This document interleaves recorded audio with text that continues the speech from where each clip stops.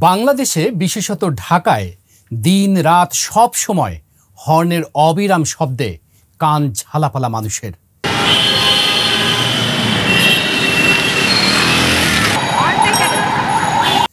নির্ধারিত মাত্রার চেয়ে দ্বিগুণ বা তার চেয়ে উচ্চ শব্দে জীবন ওষ্ঠাগত।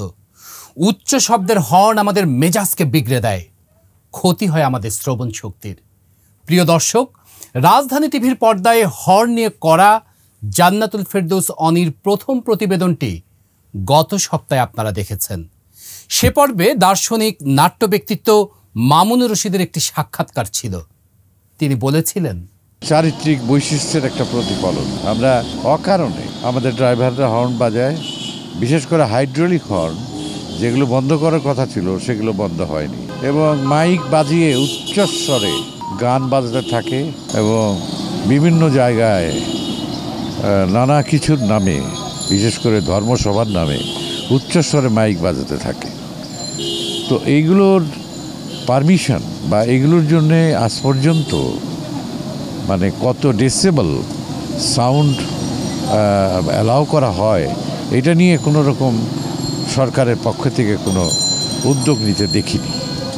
তো আমি মনে করি যে এই বিষয়ে সরকার, ট্রাফিক ডিপার্টমেন্ট এবং জনগণ সবাই মিলে সচেতন হবেন, কারণ এই জোরে সাউন্ড বাজানো একটা অসভ্যতা এবং বর্বরতার নামান্তর।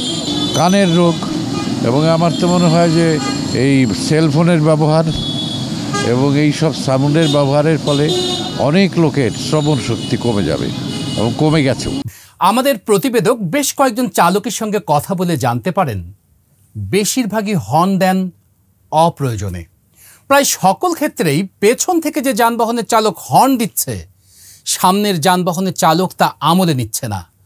অনেকেরই অভিযোগ, পেছন থেকে হুদাই হর্ন দেয়। শব্দ দূষণ নিয়ন্ত্রণে 2006 সালে করা শব্দ দূষণ নিয়ন্ত্রণ বিধিমালায় ঢাকায় গ্রহণযোগ্য সর্বোচ্চ মাত্রা, সময় ও এলাকা ভেদে আলাদা করে দেওয়া আছে। বিধিমালা অনুযায়ী নীরব এলাকায় রাতে সর্বোচ্চ মাত্রা 40 ডেসিবেল আর দিনে 50। আবাসিক এলাকায় রাতে 45, দিনে সর্বোচ্চ 55 ডেসিবেল শব্দ করা যাবে। মিশ্র এলাকায় যথাক্রমে 50 ও 60 ডেসিবেল, বাণিজ্যিক এলাকায় 60 ও 70 ডেসিবেল শব্দ গ্রহণযোগ্য। শিল্প এলাকায় তা রাতে 70 এবং দিনে সর্বোচ্চ 75 ডেসিবেল শব্দ করা যাবে। কেউ যদি আইন অমান্য করে তার জন্য রয়েছে শাস্তির বিধান, কিন্তু সে শাস্তি কোথাও প্রয়োগ হয়েছে এমন কোনো উদাহরণ খুঁজে পায়নি আমাদের প্রতিবেদক। আইনটি দেখুন। 2018 সালে করা সড়ক পরিবহন আইনের 45 ধারায় বলা হয়েছে, নির্ধারিত শব্দমাত্রার অতিরিক্ত উচ্চমাত্রার শব্দ বা হর্ন বাজালে তিনি সর্বোচ্চ 3 মাসের কারাদণ্ড বা সর্বোচ্চ 10,000 টাকা অর্থদণ্ড বা উভয় দণ্ডে দণ্ডিত হবেন। এতে চালকের 1 পয়েন্ট কাটা যাবে। গত নভেম্বরে ড্রাইভিং লাইসেন্সের বিপরীতে পয়েন্ট সিস্টেম চালু করেছে Bangladesh road transport authority, BRTA. প্রতি লাইসেন্সে বরাদ্দ 12 পয়েন্ট। সড়ক পরিবহন আইন বিধির অধীনে অপরাধ করলে দোষসূচক পয়েন্ট কাটা হবে। পয়েন্ট ফেরত পাওয়ার সুযোগ আছে। অপরাধের মাত্রা বেড়ে 12 পয়েন্ট কাটা গেলে বাতিল বা স্থগিত হবে ড্রাইভিং লাইসেন্স। লাইসেন্স একবার বাতিল হলে ওই ব্যক্তি আর কখনো ড্রাইভিং লাইসেন্সের আবেদন করতে পারবেন না। আইন রয়েছে, কিন্তু আইনের পালন নেই, প্রয়োগ নেই, নেই মানবিক সচেতনতা বোধও। হর্ন নিয়ে রাজধানী টেলিভিশনের বিশেষ প্রতিনিধি জান্নাতুল ফেরদৌস অনির দ্বিতীয় প্রতিবেদন। প্রিয় দর্শক, ঢাকার অন্যতম সমস্যা শব্দ দূষণ। আর এই শব্দ দূষণের মূল কারণ চরম বিরক্তি উৎপাদক ও অস্বাস্থ্যকর গাড়ির হর্ন। যদিও বাংলাদেশের আইন অনুযায়ী যত্রতত্র এলোমেলো হর্ন বাজানো একটি গুরুতর অপরাধ, রয়েছে শাস্তির বিধানও, কিন্তু কোথাও মানা হচ্ছে না এ আইন, এবং আইন অমান্যকারীদেরকে আনা হচ্ছে না শাস্তির আওতায়। গত সপ্তাহে হর্ন নিয়ে উপস্থাপন করা রাজধানী টেলিভিশনের প্রথম পর্বটি আপনারা দেখেছেন। এ পর্বে আমি চেষ্টা করেছি শব্দ দূষণে হর্নের প্রভাব বিষয়ক প্রসঙ্গে আরও গভীরে পৌঁছাতে। যদিও 2022 সালে জাতিসংঘের পরিবেশ কর্মসূচি ইউএনইপির প্রকাশ করা এক বৈশ্বিক প্রতিবেদনে উল্লেখ করা হয়েছে যে শব্দ দূষণে বিশ্বের শীর্ষস্থানটি দখল করে আছে ঢাকা, এবং যা এখনও বর্তমান। তবু আমি দেখার চেষ্টা করেছি আমাদের নাগরিকগণ অস্বাস্থ্যকর গাড়ির হর্নমুক্ত শহর ও দেশ গড়তে কতটা সচেতন।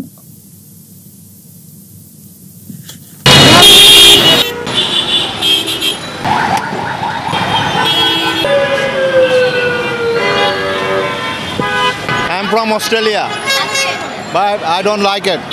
The government is not doing good job. The people not maintaining their rules regulation, which is very bad, poor quality, অনেক খারাপ। এই যে আপনি কিন্তু সিগন্যালের মধ্যে বসে হর্ন বাজাতে বাজাতে আসছেন, এটা কি আসলে উচিত?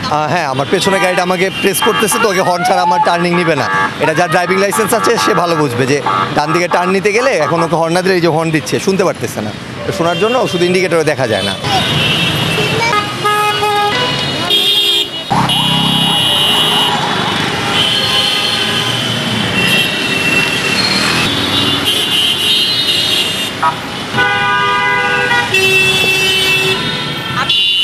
আপনার আগে একটা অ্যাম্বুলেন্স আছে, তারপরেও কিন্তু আপনি কি হর্ন বাজিয়ে এখানে কিন্তু চলে আসছেন, মানে আগে যাওয়ার জন্য। এটা কি আসলে উচিত?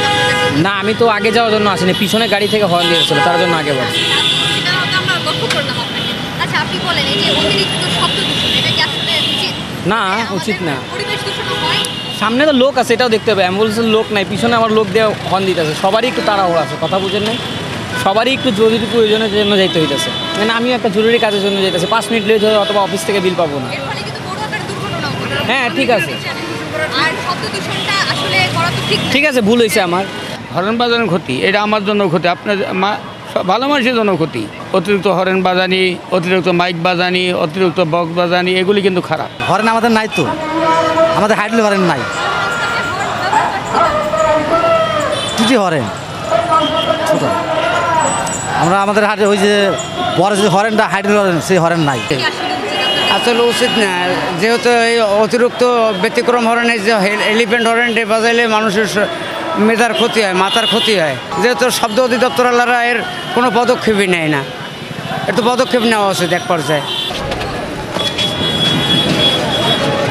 শব্দ দূষণের ফলে আমাদের সমাজে বিভিন্ন সমস্যা হয়, মানে হার্ট অ্যাটাক করছে, ব্রেন স্ট্রোক করছে, তাই না? এই শব্দ দূষণের কারণে কিন্তু এটা হচ্ছে। সরকার ঠিক থাকলে সব ঠিক হতো, সরকারি। এই যে সিগন্যালে কিন্তু গাড়িটা পড়েছে, তাহলে আপনি এই যে অযথা মানে অকারণে কিন্তু হর্নটা না বাজালেও পারতেন। না, তাও হরেন না, তো এই যাচ্ছে না, তো এখানে যে ভ্যানগুলো যাচ্ছে না, এই যে ভ্যানগুলো। সিগন্যাল তো ছাড়বে। আমি সবাই তো করে একই। এই যে আপনি হর্নটা বাজালেন, জি, লোক শুনতেছে না, এই জন্য যা বাড়াইছিস।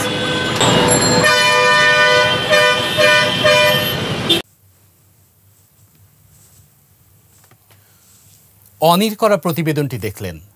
ঢাকার বাসিন্দাদের শ্রবণ শক্তি কমে যাওয়ার বড় কারণ হর্নের আওয়াজ। যানবাহন চালকদের অযথা হর্ন বাজানোর কারণে ঢাকার শব্দ দূষণ পরিস্থিতি দিন দিন খারাপ হচ্ছে। নিষিদ্ধ ঘোষিত হাইড্রোলিক হর্নের ব্যবহার বন্ধ হচ্ছে না। হর্ন বাজানো বন্ধে আইন ও বিধিমালা থাকলেও সেগুলোর প্রয়োগ সীমিত। হর্নের অযথা ব্যবহার বন্ধে আইনের প্রয়োগ ও সচেতনতা তৈরির বিকল্প নেই।